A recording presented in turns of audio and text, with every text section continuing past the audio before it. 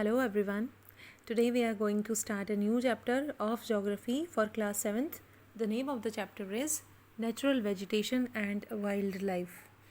और इस चैप्टर में जैसा कि नाम सजेस्ट कर रहा है कि हम लोग पढ़ेंगे किसी भी प्लेस की नेचुरल वेजिटेशन के बारे में, क्या होती है वो, और कैसे जो सॉइल है चेंज हो जाती है, क्लाइमेट चेंज हो जाता है, उसका नेचुरल वेजिटेशन पर क्या असर होता है। और वाइल्ड लाइफ के बारे में भी हम रीड करेंगे कि किस तरह के वाइल्ड एनिमल्स जो हैं किसी पर्टिकुलर रीजन में पाए जाते हैं। तो let's start the reading. Salima was excited about the summer camp she was attending. She had gone to visit Manali in Himachal Pradesh along with her classmates.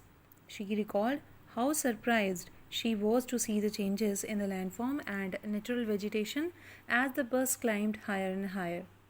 तो सलीमा जो है बहुत एक्साइटेड है। एक स्टूडेंट है, वो समर कैंप में जा रही है अपने क्लासमेट्स के साथ। मनाली मेनली वो विज़िट करने वाली है, हिमाचल प्रदेश में है वो।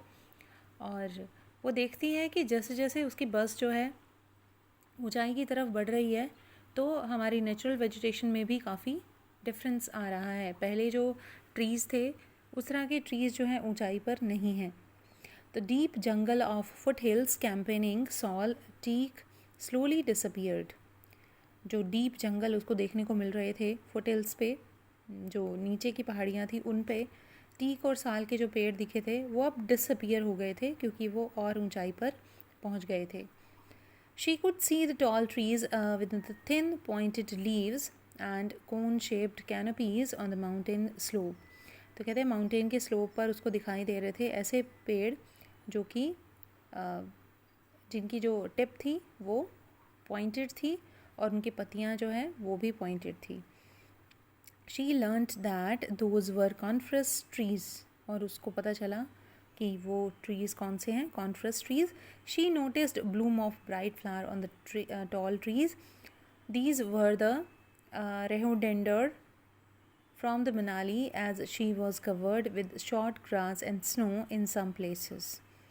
और मनाली में जब एंटर हुई हो तो उसने देखा रोहतांग पास के आसपास वहाँ पर क्या है, कहीं कहीं बर्फ़ भी गिरी हुई है और जो घास है वो छोटी छोटी है वहाँ पर। From Salima's observations we summarise that there is a close relationship between the height of land and the character of vegetation. तो हम सलीमा की इस ऑब्जर्वेशन से हम लोग ये कह सकते हैं कि जैसे जैसे हाइट बढ़ती है लैंड की वैसे वैसे वहाँ की वेजिटेशन चेंज होती है।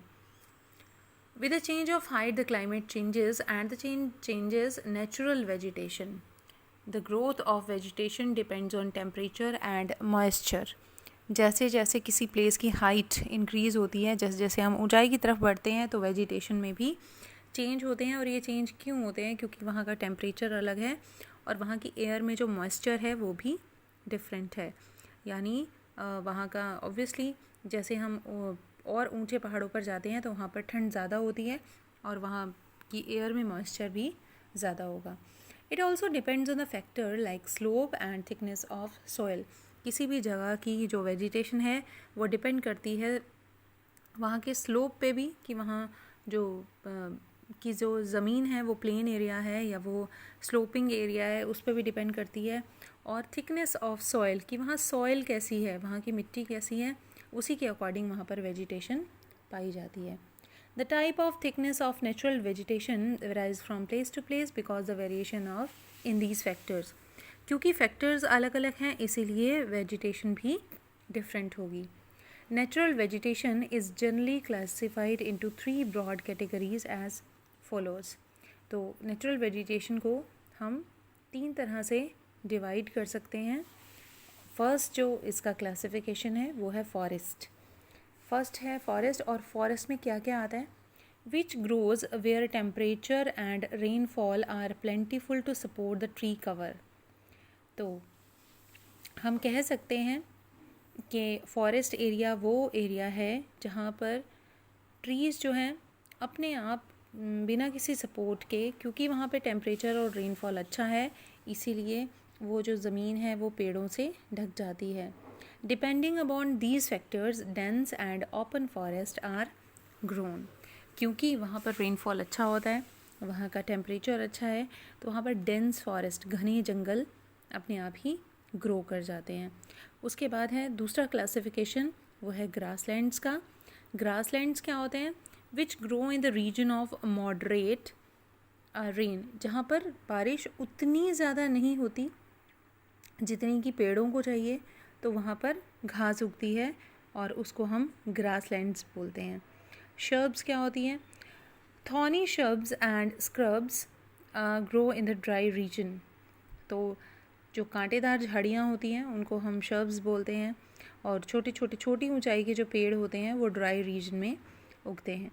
Salima was sharing her experience of Himalayan trip with her father. Her father visited various places in the world.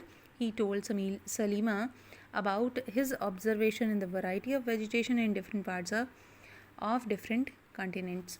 तो सलीमा जो है ये अपना जो एक्सपीरियंस है मनाली विज़िट का अपने फ़ादर के साथ शेयर करती है। उसके फ़ादर बताते हैं कि उन्होंने वर्ल्ड के बहुत सारे कॉन्टिनेंट्स में विज़िट किया है और वहाँ पर अलग अलग वेजिटेशन पाई जाती है।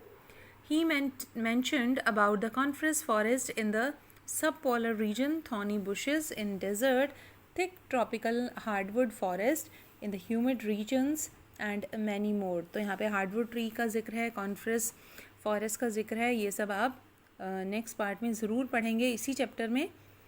And Salima realise the Himalayas have almost all variety of vegetation. जब उसने अपने फादर से सुना इन वेजिटेशन के बारे में और उनकी कुछ मैं क्या कहूँ क्वालिटीज़ उसको पता चली, तो सलीमा ने ऑब्ज़र्व किया कि ये सब वो उसने हिमालय में देखा है। Let us get to know different type of natural vegetation of the world, their characteristics, features and wildlife inhabiting there. तो हम जो है नेक्स्ट पार्ट में रीड आउट करेंगे कि ये जो नेचुरल वेजिटेशन है इसकी क्या क्या कैरेक्टरिस्टिक्स हैं, यानी अगर हम फॉरेस्ट को फर्दर जितने भी पार्ट्स में डिवाइड किया है तो किस तरह से उनको डिवाइड किया है, क्या क्या उनके नाम हैं और कहाँ कहाँ वो पाए जाते हैं, ये सब हम नेक्स्ट पार्ट में करेंगे। इस पार्ट में इतना ही। Thank you very much for listening me. Good bye.